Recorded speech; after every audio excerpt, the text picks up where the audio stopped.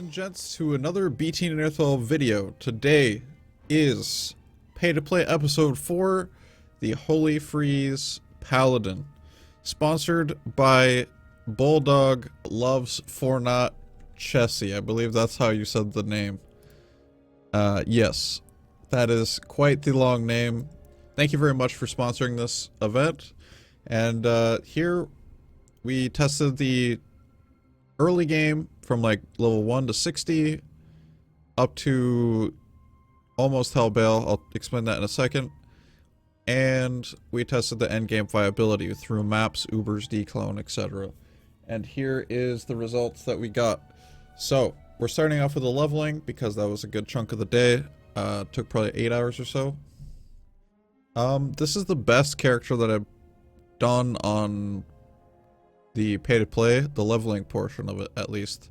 Holy Freeze actually kind of surprised me with its damage. The combination of damage and the CC that the character actually ended up having was kind of crazy. This is players 8, dude. I can tell with the XP. This is really sick. Good damage. So we have Holy Freeze. It's a level 18 skill. So up until then, we used 1 point Zeal, 1 point Holy Fire pretty much, and started putting points into Blessed Aim until we got Holy Freeze unlocked. Once we started getting Holy Freeze unlocked, we killed Duriel. Definitely not as impressive as Holy Fire, but once we actually got into like Act 3 at like level 20-ish, the player's 8 damage, it was plowing through. Honestly, I'd say it was on par with Holy Fire after that point. The combination of CC and damage, again, like I said, really crazy. We're actually one-shotting things in Act 4 on players 1. Those at level 24. Holy frick, bro. Charge is one-shotting, guys. Something I noticed that was kind of weird during the leveling process is that some of the bosses don't get affected by Holy Freeze. They just don't care that you have Holy Freeze. They just don't get chilled. Yeah, it's kind of strange. All the boss kills were a little slow, but anytime we dealt with density, it was a lot faster.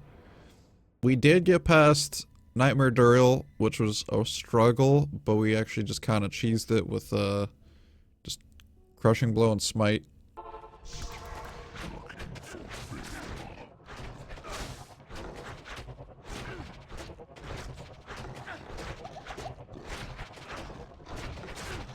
We got through it, and once we got through it, it was fine.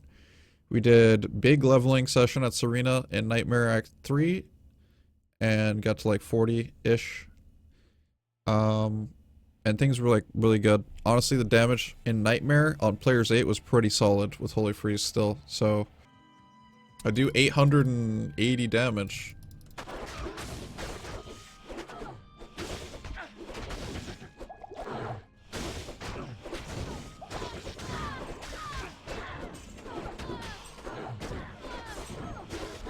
At about level 45, we got a crazy sword. The one issue that this build really has during the leveling stage is attack rating. And that's kind of the way it is for like all attack builds. At like the early Nightmare game, this is the weapon we actually ended up getting. Super crazy that we got Fool's Mod, attack speed, max damage, fire and lightning damage as flat damage there. And then we socketed it and put a shell rune for more attack speed there. But crazy. Absolutely crazy. If you came in, you know, obviously I'm doing all these tests with like fresh gear, nothing. But if you came in and like had some gear, then, you know, put Angelic or something on, like Lucky Bear is suggesting. You know, as long as you can get past the AR, I think the damage is there. We were able to kill all the bosses. We got to Act 4 Hell. And our damage was actually still relatively solid. The issue is we had 4 fire res, we had really low light res, and ultimately in Chaos Sanctuary, unless we were fighting one mob at a time, it was just not going to happen. So we decided to tap out. Like, I could have definitely beaten the rest of the game, like Act 4 and Act 5 Hell, with the Holy Freeze Paladin if I went and farmed a little bit more gear just to get resistance. we turned into what I called the paper paladin, where it's just like we did a bunch of damage ultimately, but then you know we just fall over as soon as something attacks us. So we ended it just because of resistance and survivability, not necessarily just because damage. Damage was actually good, kind of all the way through. Yeah, 4 fire res in hell is like I've had more res before. As far as the end game goes, and now this is a big portion of what I know a lot of people look forward to, is I tried the defensive skillers. I tried Doom. I tried a whole bunch of different things. So my first go-to is I tried Doom, and Doom has like, you know, Holy Freeze aura when equipped. It has minus enemy cold resistance, you know, attack speed, skills, all that good stuff, right? It's a pretty big varying roll, and it's 40 to 60 minus enemy cold resist. And that's pretty important, and I'll explain that a little bit later. But basically what you gotta know about it is don't rely on a level 12 aura. Don't rely on it, because that's what we were doing. We tried it a little bit earlier. Similar to how, you know, like if you're running Dragon or Dream with like Holy Shock, like those things, you can aura stack. So you get like a level 30 aura or whatever it is. And then you get the synergies on top of that. This is a level 12 aura, and then you're getting synergies. So we were doing like 7k damage, I believe, or somewhere around there. Trying to run Holy Freeze, and then using Resist Cold with a Mercenary, having Conviction. So we're trying to do the trifecta of like the 3 important auras to do big damage. And ultimately, it wasn't actually that good. Then we made the swap over to Azurath, actually. And we slammed a bunch of stuff to try to get it working. These are basically all facets. We had 3 facets there, facet there, facet there. And we're rocking Haws, Nightwings, Griswolds. We have Seraphs. There's like a couple other options you can use there for sure, but the plus skills are really nice. We got Tear Haunch, mostly for Vigor, and Defensive Wars is kind of nice. All res, all that good stuff, man. And then we have Wisp Projector. We have BK and Arachnid's Mesh. Now we have Arachnid's Mesh because plus skills adds to that Holy Freeze, and slow target is really nice when you're actually meleeing. So those 2 stats are like really nice for this build specifically. You don't necessarily have to run Arachnid's Mesh, just something that I ran for more damage. Laying Hands, that was an option. We used a couple different builds actually. We tried Frostburns, but ultimately we need the IES to hit the max breakpoint, which is pretty important with this build, is what I've noticed. And also, generally speaking, in melee builds, you want to try to get your high breakpoints. So yeah, we tried Laying of Hands for a while, and yeah, this was the setup that we used on maps ultimately. And it worked out really well. Like fast speed clears, we killed the bosses on P8, and everything was pretty good. All the way from tier 1, tier 2, and tier 3, they were pretty solid. Oh, these guys will be a good test. Oh my god, I shredded those. Get shredded, man. Alright, well, tier 1, players 1, shreds. Absolutely shreds.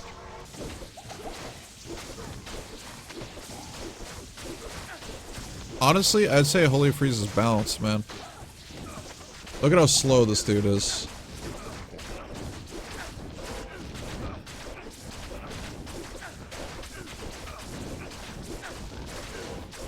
That's sick. Not bad for players 8, dude. Look at how slow he is.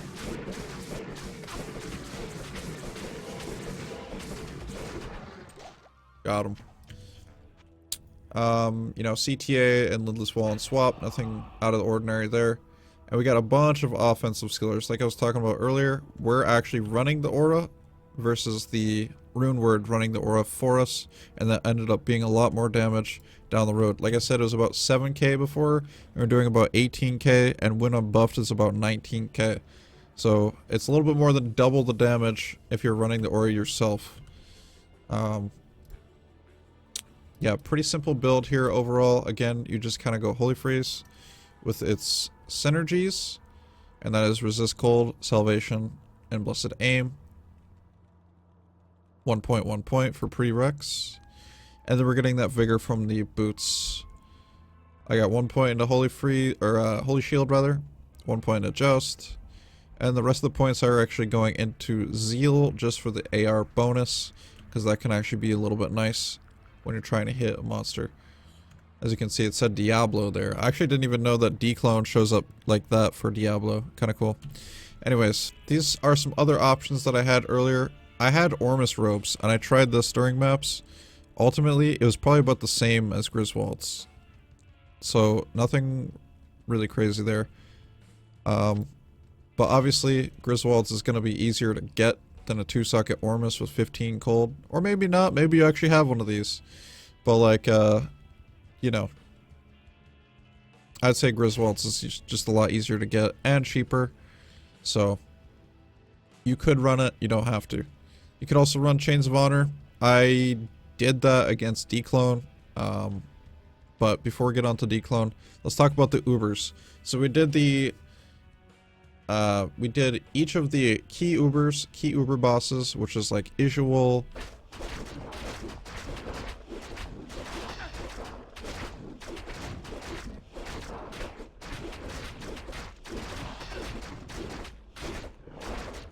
looks good.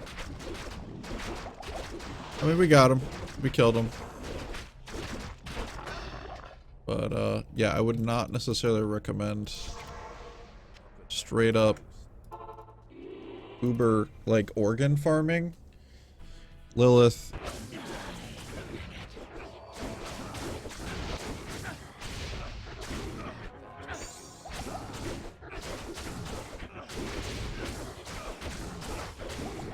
Okay, that's our damage output on players 1. Let's try Doom out. Oh, dude, Doom is big damage. Doom is big damage. And like I said, that's just purely because the mine is cold.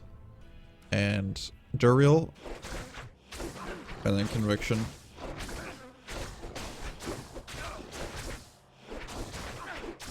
Yeah, I'm glad we didn't do players 8.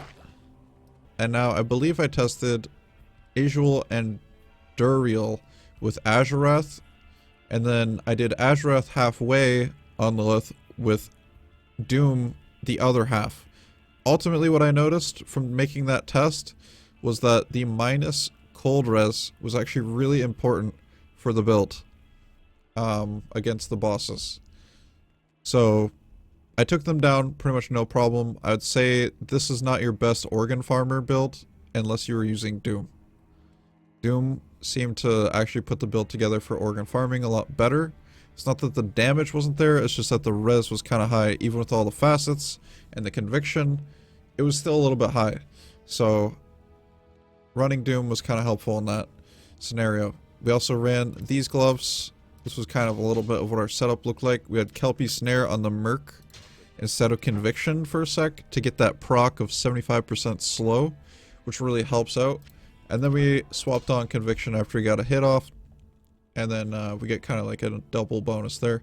Again, Merc is just running tanky gear. Nothing too important here. Just enough to keep him alive with the auras and stuff like that. I need him alive for utility and stuff. So kind of just DPS the Ubers down. Even Mephisto, we had like super negative res, but we were still able to actually kill him. And Bale and Diablo, kind of same thing. I had a little bit of AR problems, like AR was a little bit of an issue there, but I tried to keep my Heart of the Wolverine up from my Wisp projector as much as I could.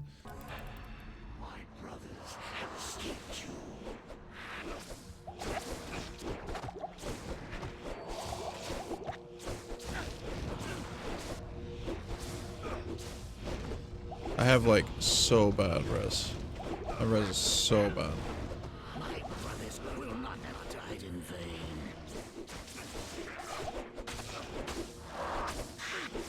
Big damage though. Ultimately, like when I get hits off, like I could build for more res, right?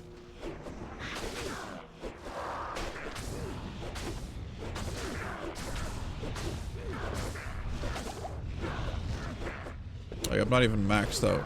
I was like native 40 something.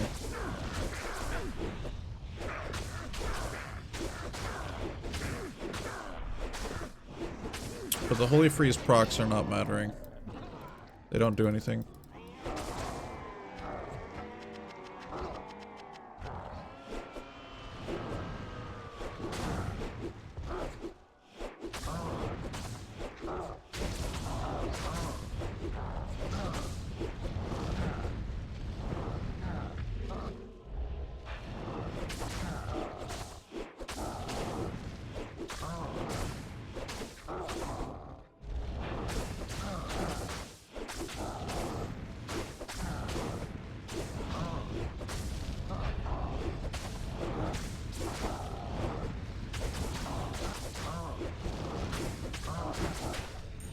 Not bad.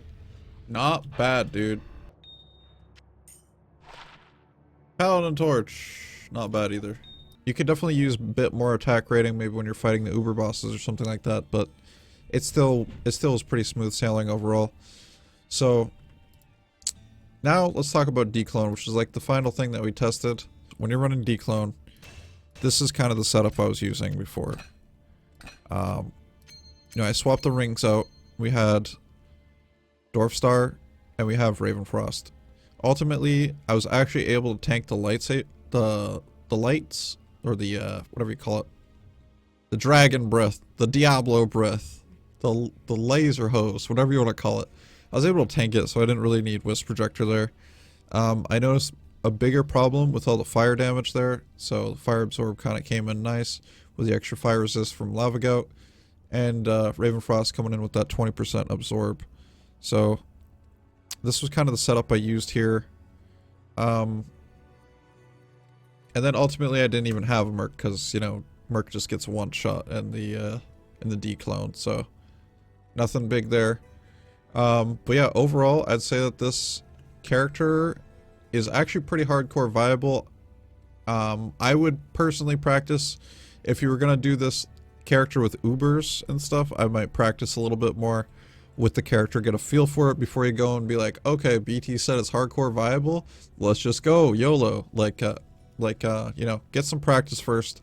It's definitely doable. During the level stages though, like in the early game, I wouldn't say that's necessarily hardcore viable unless you spent the time to go and like gear yourself pretty well. That's pretty much the sum up of the Holy Freeze Paladin, sponsored again by Bulldog, much appreciated. And yeah, thank you all for stopping in. You guys are beasts.